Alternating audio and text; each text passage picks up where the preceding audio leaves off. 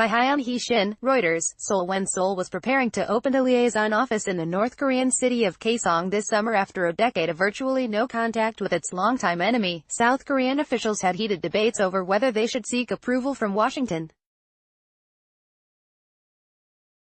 Some top aides to South Korean President Moon Jae-in said that it was an issue for the two Koreas alone and there was no need to involve their U.S. ally. Two people with knowledge of the situation told reporters.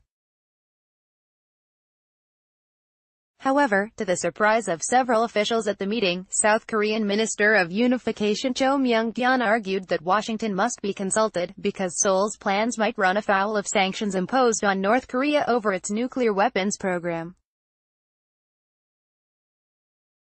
24 countries, including the UK, Germany and Sweden, already have embassies in Pyongyang, and other officials saw the proposed liaison office as a far lower level of contact with the North. They certainly did not expect Cho to be a leading advocate of strict enforcement of sanctions. Cho was Moon's personal choice to head the ministry, whose prime mission is to foster reconciliation, cooperation and eventual reunification with the North. Cho, whose 30-year public service history has been inextricably linked to reunification, was in 2008 even sacked from the ministry because of his dovish stance toward Pyongyang.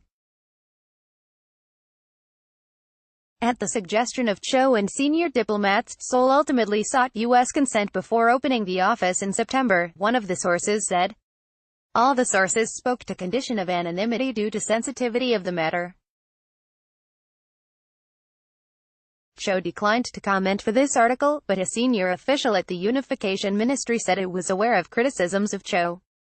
Inter-Korean ties are unique in their nature, but it's been difficult, and there's North Korea's duplicity. It's a dilemma we face, or our fate, the official said, asking not to be named because of the sensitivity of the issue. The previously unreported debate among Moon's top officials illustrates a growing divide within South Korea over how to progress relations with the North while keeping Washington on side. Some corners of the administration have argued that Seoul cannot afford to be seen veering from the U.S.-led sanctions and pressure campaign until Pyongyang gives up its nuclear weapons program, while others feel that closer inter-Korean ties can help expedite the stalled diplomatic process. Several officials close to the situation said, if the internal rift leads to moving too quickly with the North without sufficient U.S. consultations, it could pose a setback to not only the nuclear talks, but also the alliance and inter-Korean relations, said Shin Bom-chul, a senior fellow at the Asan Institute for Policy Studies in Seoul. After the inter-Korean thaw earlier this year gave way to reconciliation efforts between North Korean leader Kim Jong-un and U.S. President Donald Trump, Trump asked Moon to be chief negotiator between the two. That task has become increasingly difficult as Washington and Pyongyang blame each other for the faltering nuclear talks.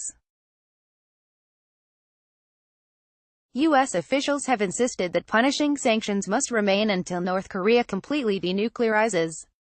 North Korea has said that it has already made concessions by dismantling key facilities, and Washington must reciprocate by easing sanctions and declaring an end to the Korean War, which started in 1950 and ended with an armistice in 1953.